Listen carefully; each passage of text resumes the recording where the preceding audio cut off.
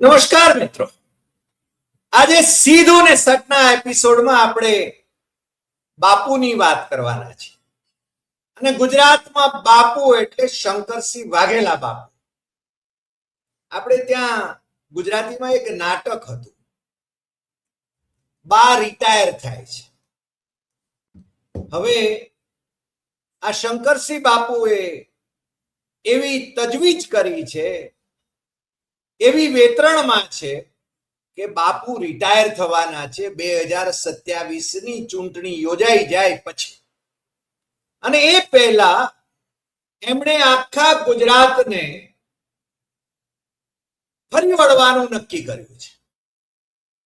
આમ તો બાપુનો ભરોસો કોઈ કરે એમ છે નહીં, કારણ રાષ્ટ્રીય સ્વયંસેવક સંઘ, જનસંઘ, ભાજપ, ત્યાંથી માંડીને કોંગ્રેસ અને એનસીપી અને બીજા એમના પૂંછડિયા રાજકીય પક્ષો, એમની રાજકીય સફર તો ઘણી લાંબી રહી. મુખ્યમંત્રી પણ થયા. જે કોંગ્રેસની સામે એ આખું લડ્યા હતા, એ જ કોંગ્રેસના ટેકે એ મુખ્યમંત્રી થયા. ભારતીય જનતા પાર્ટી તોડી અને વિષ્ણુ પંડ્યાઓ એમના માટે છે ને લૂણ ખખડાવતા હતા ભારતીય જનતા પાર્ટી તોડવા માટે.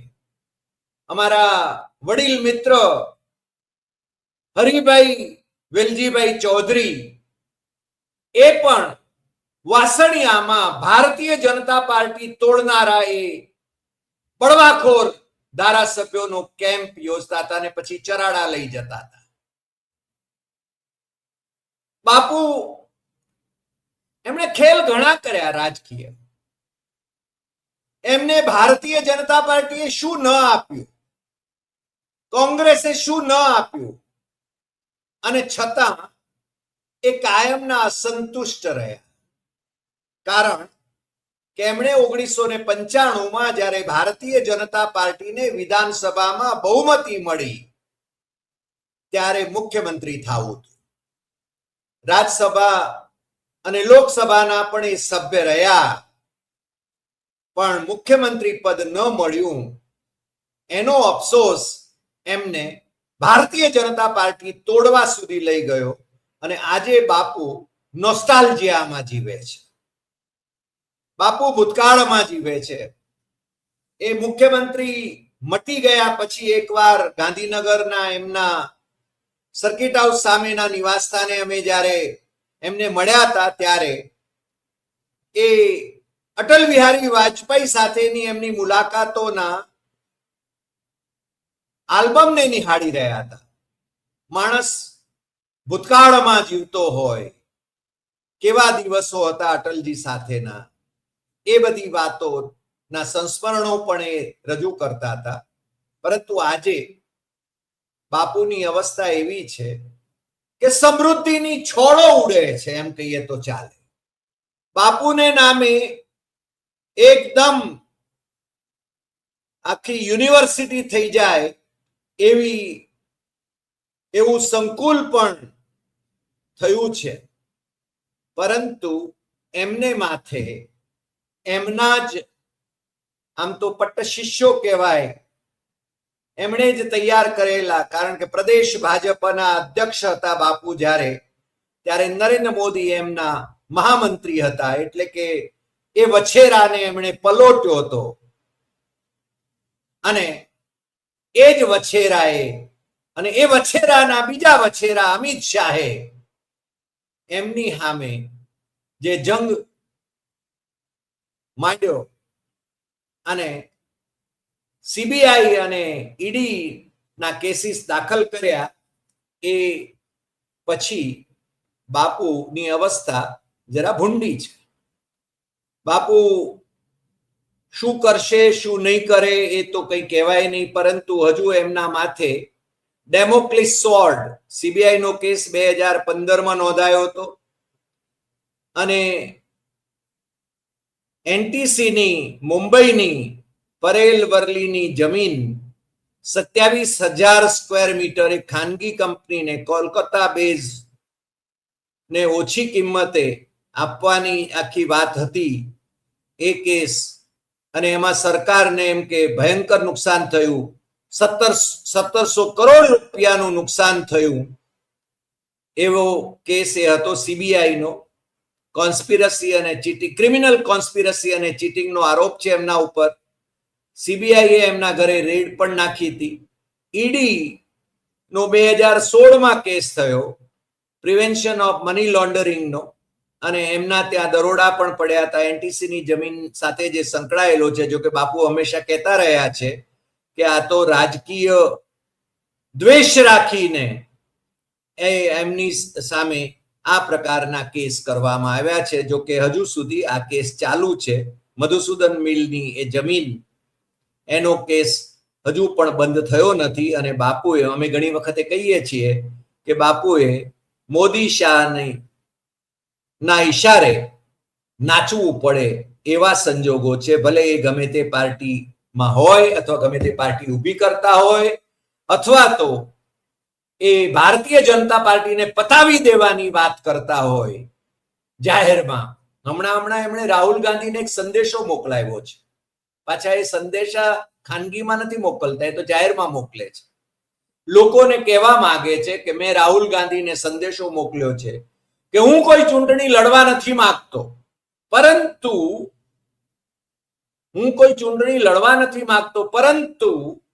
2027ની વિધાનસભાની ચૂંટણી મારી છેલ્લી ચૂંટણી છે. હું ઉમેદવારી નથી કરવા માંગતો, કોઈ માગણી નથી મારી, પરંતુ ભારતીય જનતા પાર્ટીને હરાવી દેવા માંગુ છું. તમે જો એને માટે તૈયાર હો તો. રાહુલ ગાંધીને પણ સક્ષમ નેતાઓ ગુજરાતમાં ક્યાં મળે છે? એટલે કોંગ્રેસના કેટલાક નેતાઓ, એમાં કેટલાક તો પાછા ભારતીય જનતા પાર્ટીમાં જોડાઈ પણ ગયા અને મિનિસ્ટરે થઈ ગયા. એમના સહિત કેટલાક નેતાઓ એ બાપુને પાછા કોંગ્રેસમાં લેવા માટે પણ તૈયાર હતા, પરંતુ રાહુલ ગાંધી એમનો ભરોસો કરે એમ નથી. જેમ પ્રશાંત કિશોરનો ભરોસો નથી થતો, એવી રીતે બાપુનો એ ભરોસો કોણ કરે? કારણ કે બાપુ ક્યારે પલટી મારે કઈ કહેવાય નહીં.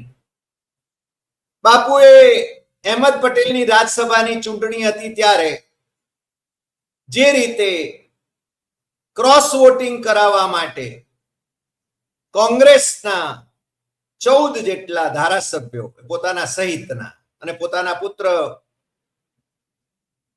સહિતના એમને ભારતીય જનતા પાર્ટીમાં ધીરે ધીરે મોકલવાની વાત કરી હતી, અથવા તો કોંગ્રેસ છોડવાની વાત કરી હતી. કેટલાક ભારતીય જનતા પાર્ટીમાં જોડાઈ ગયા, કેટલાક ન જોડાયા, કેટલાક જોડાયા અને ચૂંટણી લડ્યા. એમાં હરિભાઈ એમના નિષ્ઠાવંત, એમના પુત્ર જે કોંગ્રેસમાં હતા ત્યારે અમિત ચૌધરી એ માણસાના ધારાસભ્ય હતા અને ભારતીય જનતા પાર્ટીના ઉમેદવાર તરીકે લડ્યા ત્યારે હારી ગયા. અને હવે તો એમનો વારો માણસામાંથી તો ક્યારે આવે એવી સ્થિતિ નથી. એટલે પણ કમલમમાં એમને બેસવું પડે ને કાર્યકર તરીકે કામ કરવું પડે, એ સમજી શકાય એવી વાત છે. પણ બાપુ એ મિર્જાપુરી લોટા જેવા છે. હમણાં એ બધા સમાજોના કાર્યક્રમોમાં ખૂબ જાય છે, ક્ષત્રિયોના કાર્યક્રમોમાં જાય છે. આપણને કોઈ પણ કાર્યક્રમમાં જાય તો એનો કશો જ વાંધો ન હોઈ શકે. શું કામ કોઈને વાંધો હોઈ શકે? બાપુએ ઘણા બધાને ઓબ્લાઇઝ કર્યા છે. એ જયારે મુખ્યમંત્રી હતા કોંગ્રેસના ટેકાથી, અને પછી કોંગ્રેસે જ એમની સામે આરોપનામું, બહુ લાંબુ આરોપનામું જયારે મૂક્યું ત્યારે એમણે રાજીનામું આપવું પડ્યું હતું ને દિલીપ પરીખને એમણે મુખ્યમંત્રી બનાવવા પડ્યા હતા, અને પછી ઉઠાડીએ મૂક્યા હતા.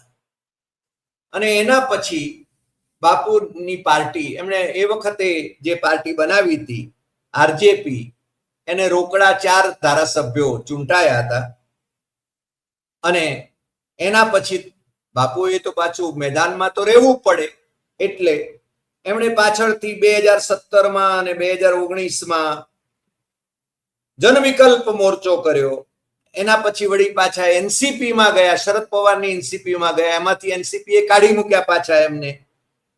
પછી વળી પાછું પ્રજાશક્તિ પાર્ટી કરી 2022માં, અત્યારે કયો ઝંડો લઈને 2027માં જશે એ કંઈ કહેવાય નહીં. પરંતુ એ જ્યારે કોંગ્રેસમાં ગયા ત્યારે કોંગ્રેસે એમને મુખ્યમંત્રી તો બનાવ્યા હતા, એટલું જ નહીં પણ કોંગ્રેસે એમને કેન્દ્રમાં મંત્રી પણ બનાવ્યા, અને જ્યારે એ હારી ગયા ત્યારે એમને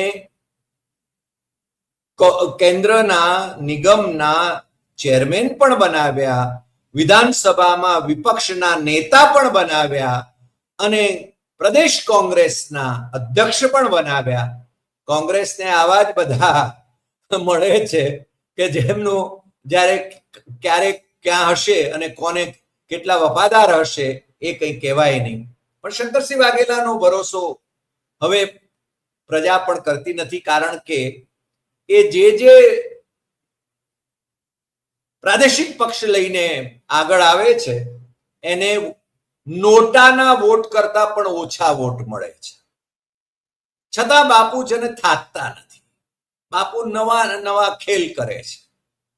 અને મહેન્દ્રસિંહ નું રાજકીય ભવિષ્ય પણ એમણે વિચાર્યું નહીં, એને પણ ધૂંધળું કરી નાખ્યું. અને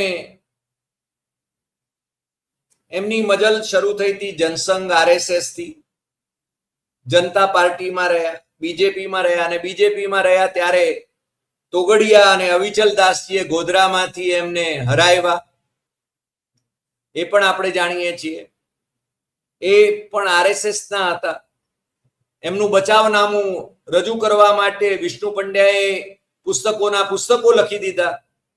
ત્રીજી શક્તિનો સૂર્યોદય તમારામાંથી કોઈ વાંચવું હોય કે મુખ્યમંત્રીની પ્રશસ્તિ કેટલી કરી શકાય અને નરેન્દ્ર મોદીને કેટલા ભાંડી શકાય વિષ્ણુ પંડ્યા થકી, તો એ છે તમારે એ પુસ્તક વાંચવું પડે. કારણ વિષ્ણુ પંડ્યાએ પોતાના હસ્તાક્ષરથી મને સપ્રેમ ભેટ, હું જ્યારે ઇન્ડિયન એક્સપ્રેસના સમકાલીન દૈનિકનો તંત્રી હતો ત્યારે એ આપ્યું હતું. હજુ પણ મારી લાઇબ્રેરીમાં એ છે અને કેટલાક મિત્રો પાછા વાંચવા માટે પણ એ માગે છે, પણ હું આપતો નથી કોઈને, કારણ કે આ પાછી લાઇબ્રેરીના પુસ્તકો ખરેખર તો છે ને જે લોકો લઈ જાય છે એ ભાગ્યે જ પાછા આપે છે.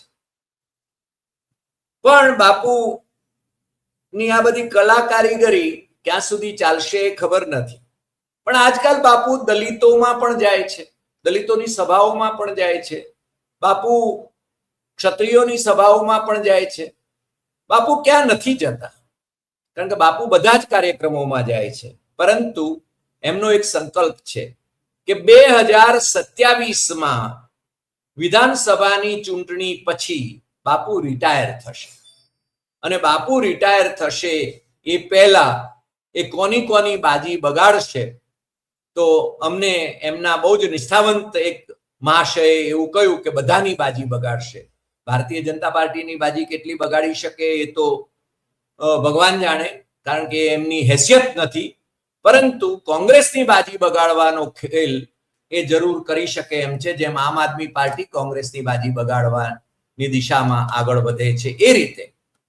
પણ આવતા દિવસોમાં એમની સામેની આ CBI અને ઈડીના કેસની ફાઇલો બંધ ન થાય ત્યાં સુધી બાપુ એ ભલે ભારતીય જનતા પાર્ટીને, નરેન્દ્ર મોદીને, અમિત શાહને ભાંડતા હોય, પરંતુ એ ઉપર છલ્લું દેખાડા પૂરતું જ છે. બાકી અંદર ખાનેથી તો એ આ કેસીસ કેમ કરીને જલ્દી પતે એની વેતરણમાં હોય એવું લાગ્યા વિના રહેતું નથી. અને એ કેસ રાજકીય દ્રષ્ટિએ કરવામાં આવ્યા છે એવું બતાવવા માટે પણ એમણે રાજકારણમાં સક્રિય રહેવું પડે એમ છે, એટલું તો નિશ્ચિત છે. બાપુની એક વાત મને ગમે છે, એમણે હંમેશા મને વ્યક્તિગત રીતે પણ એ વાત કરેલી છે, એટલે કહેવામાં જરાય વાંધો નથી કે એમણે નરેન્દ્ર મોદીની ધરપકડ કરવા માટે એ જ્યારે કેન્દ્રમાં મંત્રી હતા ત્યારે પ્રસ્તાવ મૂક્યો હતો કોંગ્રેસના વડીલો સમક્ષ. કોંગ્રેસના નેતૃત્વવાળી ડોક્ટર મનમોહનસિંહની સરકાર હતી, પણ અહેમદ પટેલે નરેન્દ્ર મોદીને બચાવી લીધા હતા. અને આજ અહેમદ પટેલના આખા પરિવારને નરેન્દ્ર મોદીએ કેવી હાલતમાં મૂક્યું એ તો તમે જાણો છો. નરેન્દ્ર મોદી એ